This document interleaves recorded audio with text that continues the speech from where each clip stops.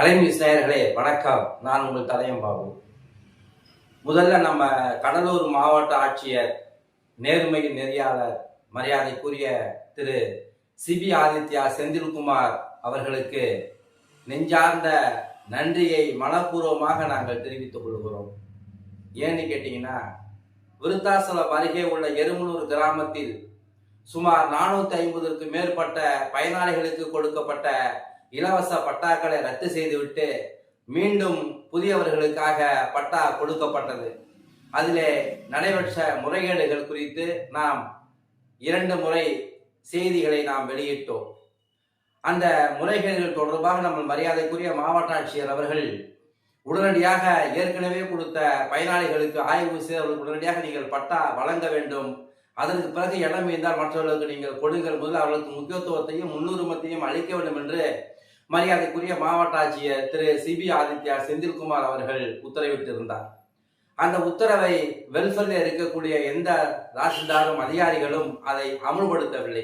நாம் கடைசியாக ஒரு கோரிக்கை வைத்தோம். இந்த பிரச்சனைகளுக்கு ஒரே தீர்வு, அங்கு கொடுக்கப்பட்ட அனைவருக்கும் அந்த இடங்களை அளந்து சப்டிவிஷன் பண்ணி நீங்க கொடுத்தீங்கன்னா இந்த பிரச்சனையை தீர்ந்துடும் அப்படின்ட்டு நம்ம கடைசியாக ஒரு செய்தியை நாம் வெளியிட்டோம்.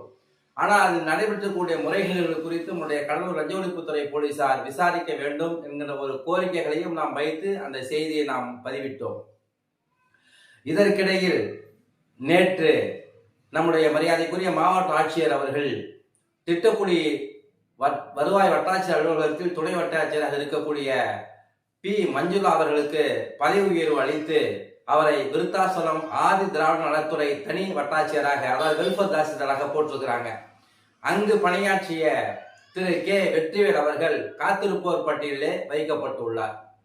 இந்த மாறுதல் என்பது நாம் தொடர்ந்து செய்தி வெளியிட்டதன் காரணமாகவும் மாவட்ட ஆட்சியருடைய உத்தரவை அமுல்படுத்தாமல் போனதற்காகவும் அவர் மீது ஏகப்பட்ட முறைகேடுகள் புகார்கள் வந்த எதிரொலியாகத்தான் இந்த இடமாறுதல் நடைபெற்றிருப்பதாக வருவாய்த்துறை வட்டாரங்கள் நமக்கு தெரிவித்தனர்.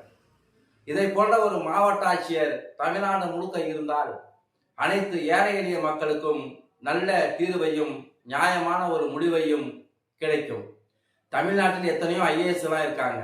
ஆனால் விரல் விட்டு எண்ணக்கூடிய நேர்மையான ஐஏஎஸ் அதிகாரிகளில் முதன்மையான இடத்திலே நம்முடைய கடலூர் மாவட்ட ஆட்சியர் திரு சிபி ஆதித்யா செந்தில்குமார் இருக்கிறார் என்பது எங்களுக்கெல்லாம் ஒரு மிகப்பெரிய பெருமையாக இருக்கிறது. கடைசியாக நம்முடைய மாவட்ட ஆட்சியருக்கு ஒரு கோரிக்கையை நான் சொல்லுகிறேன். எப்பேறுபட்டாலும் அந்த இடத்தை சப்டிவிஷன் பண்ணி அனைவருக்கும் நீங்கள் அளந்து கொடுக்க வேண்டும், பட்டா வழங்க வேண்டும். இதுதான் எங்களுடைய தாழ்மையான கோரிக்கை. பொதுமக்களின்